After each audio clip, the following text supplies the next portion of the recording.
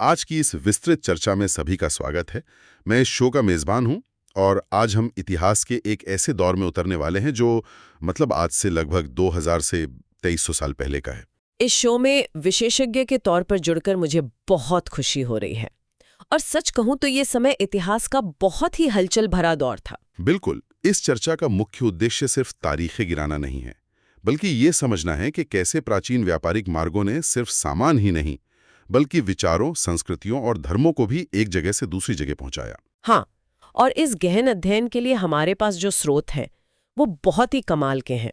इनमें प्राचीन संगम कविताएं, चीनी तीर्थयात्रियों के सफरनामे और कुछ बहुत ही महत्वपूर्ण ऐतिहासिक दस्तावेज शामिल हैं। तो शुरुआत करते हैं संगम काल की एक बहुत ही शानदार कविता से। इसमें पूर्वी तट पर बसे पुहार बंदरगाह का जिक्र है।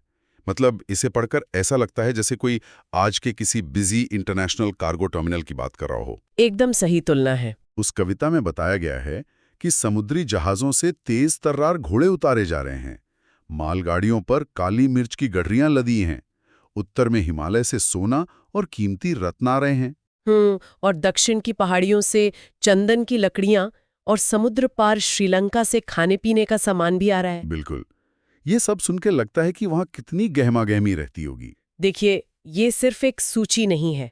ये असल में उस समय की एक बहुत ही सक्रिय वैश्विक अर्थव्यवस्था का सबसे बड़ा प्रमाण है।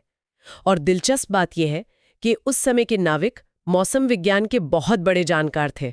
अच्छा, वे हवाओं का इस्तेमाल करते थे? हाँ, उन्होंने मानसूनी हवाओं को, खास तौर से दक्षिण पश्चिमी मानसून को अपने फायदे के लिए इस्तेमाल करने का एक बहुत ही शानदार तरीका खोज लिया था।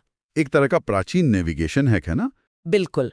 वे महीनों समंदर में भटकने के बजाय इन हवाओं के शुरू होने का इंतजार करते थे, और जैसे ही सही हवाएं चलतीं, वे अपने जहाज़ों के पाल खोल देते और अरब सागर और बंगाल की खाड़ी को बहुत तेजी से पार कर लेते थे। कमाल का तरीका था। और जब ये व्यापारी इन हवाओं के सहारे दक्षिण भारत पहुंचते थे, तो उन्हें व्यापार के लिए एकदम परफेक्ट भूगोल मिलता था। लंबी तटरेखाएं, ऊंचे पहाड़ और कावेरी नदी के उपजाऊ मैदान। और इन्हीं उपजाऊ मैदानों और व्यापारिक रास्तों पर कब्जा करने की वजह से वहां के स्थानीय राजा बहुत ताकतवर हो गए थे। संगम कविताओं में इन्हें खास नाम दिया गया है, मूवेंदार। मूवेंदार, मैंने इसके बारे में पढ़ा है। हाँ, ये एक तमिल शब्द है जिसका मतलब होता है तीन मुखिया।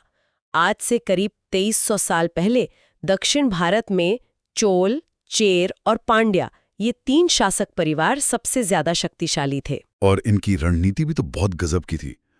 सत्ता के दो अलग अलग केंद्र बनाए हुए थे इन्होंने। बिल्कुल, हर एक के पास दो सत्ता केंद्र थे।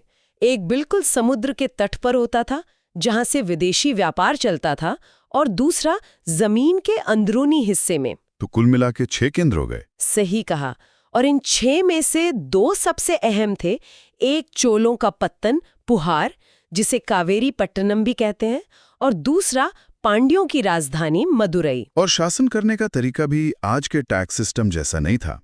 ये मूवेंदर राजा अपनी जनता से कोई नियमित टैक्स नहीं लेते थे। हाँ, वे नियमित कर की जगह उपहारों की मांग करते थे। और अगर उससे भी काम नहीं चलता था, तो अपनी सेना लेकर आसपास के इलाकों से धन वसूल लाते थे। लेकिन सबसे दिलचस्प बात यह है कि वे इस संपत्ति को तिजोरी में बंद करके नहीं रखते थे। बिल्कुल नहीं, सत्ता बनाए रखने के लिए वे इसे बांट देते थे। हाँ, वे अपने समर्थकों, रिश्तेदारों, सैनिकों और खास तौर पर अपने दरबार के कवियों को कीमती तोहफे देते थे। सोने के सिक्के, हाथी, रथ, बढ़िया कपड़े। इसी वजह से कवियों ने उनकी इतनी तारीफें लिखी हैं। ये एक बहुत ही चतुर राजनीतिक चाल थी। खैर, अगर हम इसके लगभग 200 साल बाद पश्चिम भारत की तरफ देखें, तो वहां एक नया राजवंश उभर रहा था, सातवाहन वंश। हाँ, सातवाहन। और इनके सबसे प्रमुख राजा थे गौतमीपुत्र श्री सातकर्णी। बिल्कुल। और उनके बारे में सबसे पुख्ता जानकारी उनकी माँ गौतमी बलश्री के एक अभिलेख से मिलती है। उस अभिलेख में उन्हें दक्षिणापथ के स्वामी की उपाधि दी गई है। यह नाम अपने आप में बहुत कुछ बयां करता है। यहाँ जो सबसे आकर्षक बात है वो ये है कि दक्षिणापथ का मतलब होता है दक्षिण की ओर जाने वाला रास्ता। सातवाहन शासकों ने पूर्वी, पश्चिमी और दक्षिणी तटों पर अपनी सेनाएं भेजकर इन सभी व्यापारिक मार्गों पर अपना पूरा नियंत्रण कर लिया था। जो रास्तों को नियंत्रित करेगा व्यापार उसी का होगा। और जब रास्तों की बात हो ही रही है, तो यहाँ बात सच में बहुत दिलचस्प हो जाती है। सिल्क रूट या रेशम मार्ग की कहानी किसी रोमांचक फिल्म से कम नहीं है। बिल्कुल सही कहा।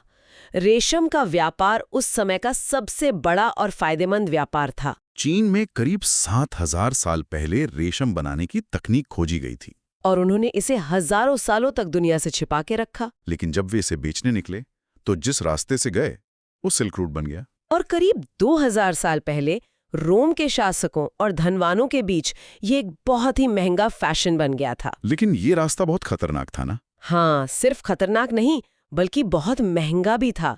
मध्य एशिया के दुर्गम पहाड़ी और रेगिस्तानी रास्तों को पार करना पड़ता था, और रास्ते के आसपास के लोग और राजा व्यापारियों से भारी यात्रा शुल्क मांगते थे। शासकों के लिए तो ये सोने की खान थी।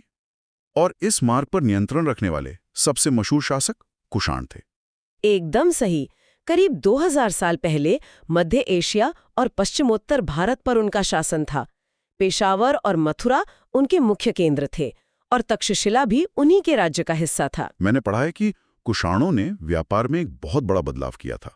उन्होंने सोने के सिक्के जारी किए थे। सिल्क रूट के व्यापारी लेन देन के लिए इन्हीं सिक्कों का इस्तेमाल करते थे। इससे व्यापार काफी मानकीकृत हो गया होगा। लेकिन इन रास्तों से सिर्फ सामान और सिक्के नहीं जा रहे थे, विचार और धर्म भी तो फैल रहे थे। बिल्कुल। अगर हम इसे व्यापक दृष्टिकोण से जोड़कर देखें तो ये वो समय था जब बौद्ध धर्म में बड़े बदलाव आ रहे थे। हाँ, कुषाण राजा कनिष्क के समय में, आज से करीब 1900 साल पहले, उनके दरबार में अश्वघोष जैसे महान कवि रहते थे जिन्होंने संस्कृत में बुद्ध चरित लिखी। और उसी समय बौद्ध धर्म की एक नई धारा महायान का विकास हुआ।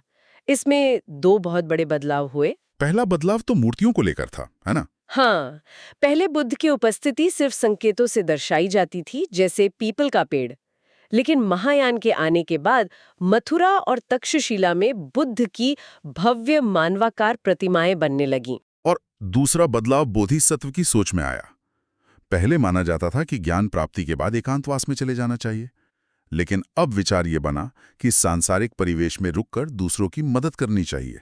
ये दूसरों के प्रति करुणा का इतना शक्तिशाली विचार था कि ये मध्य एशिया, चीन, कोरिया और जापान तक फैल गया। और व्यापार और धर्म का ये संगम पश्चिमी घाट में भी दिखता है।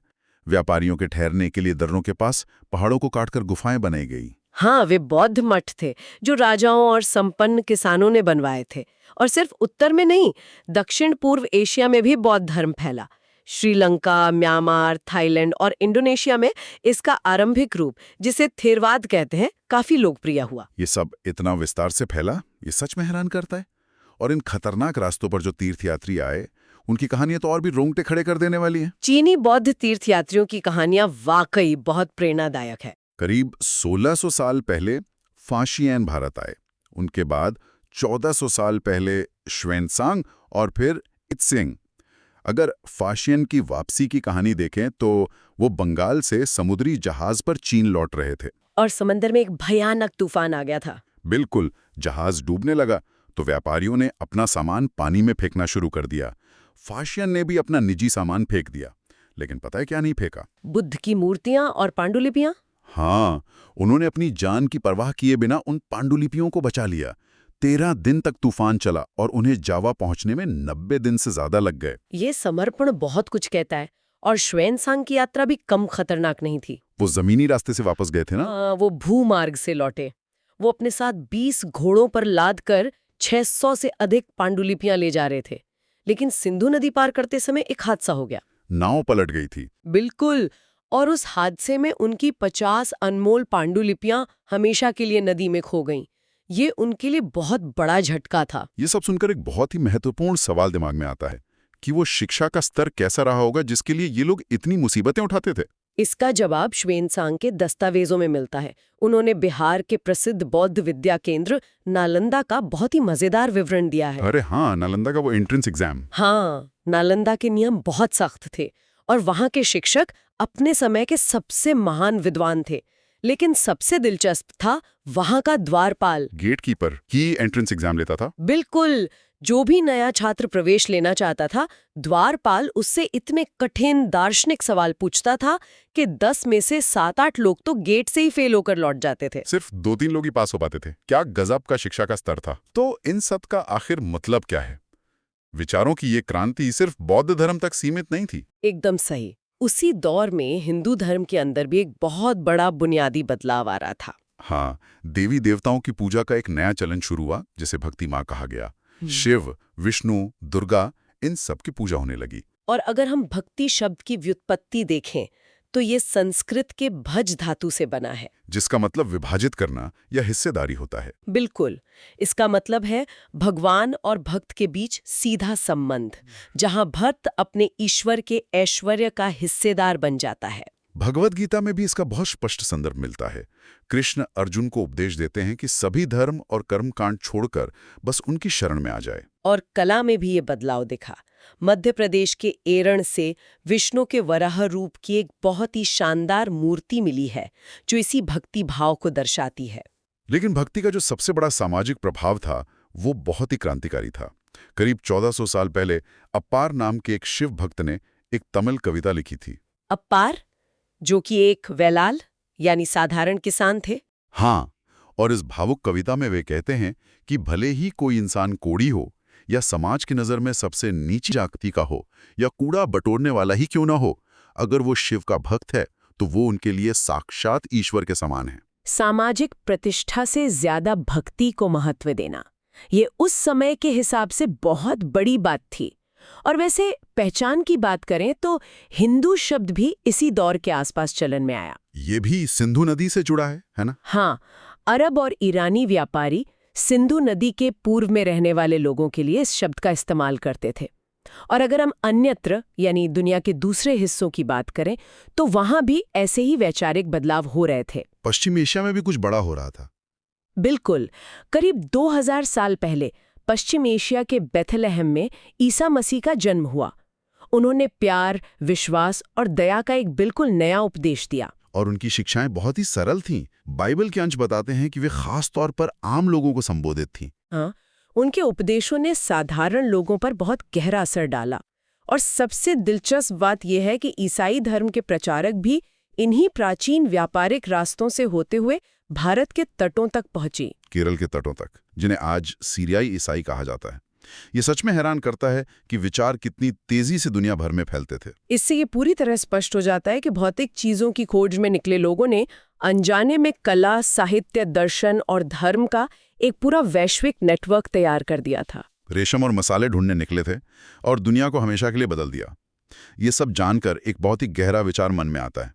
श्रोताओं के लिए सोचने वाली बात है कि आज के दौर में इंटरनेट, तेज परिवहन और फाइबर ऑप्टिक केबल्स के जरिए सूचनाएं पलक झपकती ही दुनिया पार कर लेती हैं। हमारी आज की डिजिटल दुनिया। बिल्कुल।